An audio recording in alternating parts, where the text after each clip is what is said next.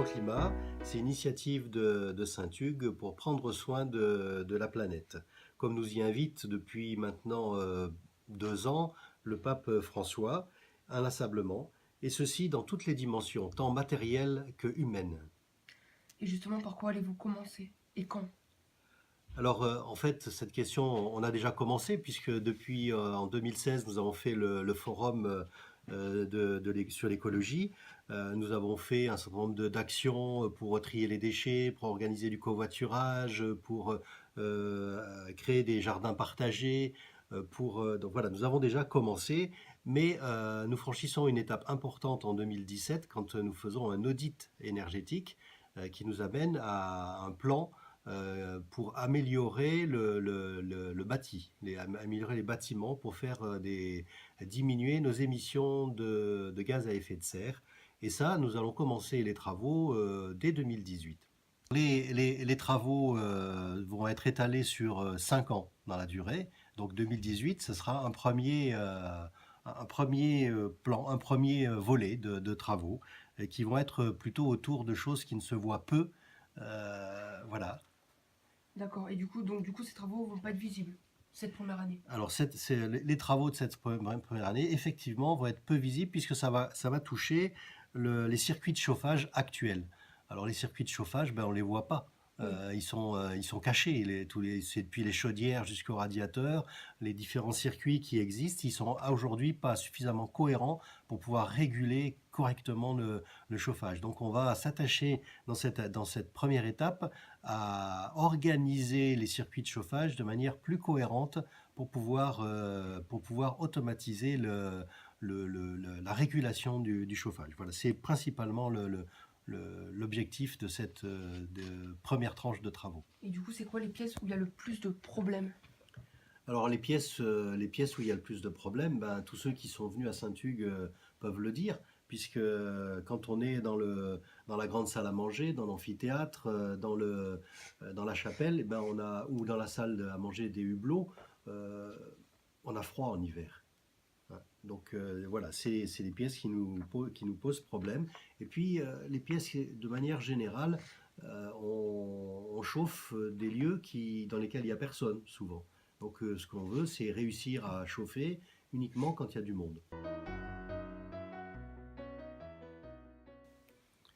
Alors dans la grande salle à manger, en fait, dans un premier temps, nous ne ferons pas de travaux d'isolation, mais par contre, nous allons remettre en état le circuit de chauffage qui est avec des radiateurs. On a d'énormes radiateurs pour ceux qui sont venus dans cette pièce le long des fenêtres. Et ces radiateurs, bah, quand on les touche, ils sont tièdes. Donc ils sont très mal, les radiateurs sont emplis de boue. Donc on va simplement désembouer tous ces circuits de chauffage de la grande salle à manger. D'accord. Donc du coup, est-ce que les chambres d'accueil, les appartements des résidents et les bureaux des salariés auront le même climat? Alors oui, bien sûr, ils sont intégrés, le même non, mais Oui. ils sont intégrés dans le plan climat et nous allons justement adapter les circuits de chauffage pour qu'on chauffe. Ben, par exemple, il y a des périodes où il y a personne dans les chambres, mais il y a du monde dans les bureaux. Donc il faut qu'on chauffe les bureaux et pas les chambres dans ces jours-là. Or aujourd'hui, on a un circuit de chauffage qui fait que dans la vieille maison, ben, tout est chauffé en même temps. Et justement, si tout est automatique, est-ce que rendrez-vous les autres acteurs du plan climat? Alors, plusieurs manières de rendre les gens acteurs du plan climat.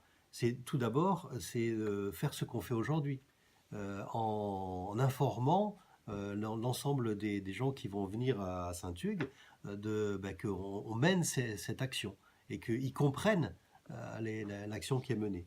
Et puis, il y a un deuxième volet où concrètement, on va laisser la possibilité à chaque personne qui est dans les chambres principalement, la possibilité d'ajuster la température. Si la température de consigne est par exemple de 19 degrés, comme on nous le recommande dans une chambre, pendant qu'on y est, ben, si quelqu'un y est pour un temps de méditation, un temps de prière, il va peut-être considérer que 19 degrés c'est un peu froid, il va vouloir monter la température de 1 ou 2 degrés. Donc on laissera cette possibilité d'ajuster la température dans les chambres par le retraitant ou par la personne qui est présente dans les murs. Donc, mais par contre, on lui dira aussi, attention, il faut penser à redescendre quand on s'en va. Il faut voilà, d'essayer de rendre acteur. D'accord. La manière, il faut que la personne puisse aussi être consciente que si on ouvre les fenêtres, on baisse le chauffage. Si on part, voilà, il y a un certain nombre de communications qui seront faites dans ce sens pour que chacun ait conscience de son acte. Et comment vous comptez faire pour améliorer le confort des grandes pièces comme la chapelle ou l'amphithéâtre?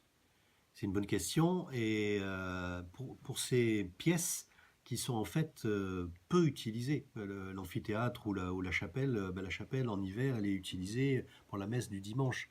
L'amphithéâtre, il est utilisé encore moins souvent que ça dans l'hiver. Donc la solution que nous retenons, c'est de mettre des radiants, donc de manière ajustée pour qu'on ait une sensation de chaud. Vous savez tous qu'on est sensible d'abord à l'émission de chaleur. Il suffit d'avoir été au soleil avec le dos au soleil pour bien comprendre qu'on est sensible à la radiation. Donc nous allons mettre des radiants pour avoir une sensation de chaud, même si l'air n'est pas forcément très chaud. Mais par contre, la sensation sera bonne. Donc du coup, vous allez faire des économies forcément, mais comment vous allez les mesurer, ces économies? Alors pour mesurer les économies, on va installer un certain nombre de compteurs, de compteurs d'énergie, mais par grande masse, pour valider que dans le temps, on a effectivement une diminution de notre coût de chauffage. Alors après, la manière aussi la plus simple de mesurer les économies, c'est qu'aujourd'hui, nous connaissons notre situation, nous savons combien on consomme chaque année. Nous connaissons notre facture, on est chauffé au gaz et on connaît notre facture de gaz. La première manière de mesurer l'économie, c'est qu'on regardera comment va évoluer notre facture globale de gaz. Donc toujours économie si vous avez l'argent pour effectuer tous ces travaux. Alors ça, c'est toujours une question, puisque l'argent pour effectuer tous ces travaux, nous avons une méthode de gestion ici à Saint-Hugues. C'est qu'on conduit l'ensemble des travaux grâce à la générosité des donateurs. Donc voilà, quand on a fait notre plan de travaux, on a considéré que le plan qu'on mène, qui est pertinent, va faire que les donateurs vont continuer à nous soutenir, à nous aider. Et nous comptons bien sûr beaucoup sur eux. Et voilà, la rapidité des travaux dépendra aussi de la générosité des donateurs. Si les donateurs il y a une plus grande générosité parce que c'est un plan qui les touche particulièrement, peut-être nous pourrons aller plus vite. Il vous manque combien d'argent là pour l'instant? Alors pour l'instant, pour les travaux de 2018, il nous manque, je sais plus, il nous manque 60 000 euros. D'accord. Merci.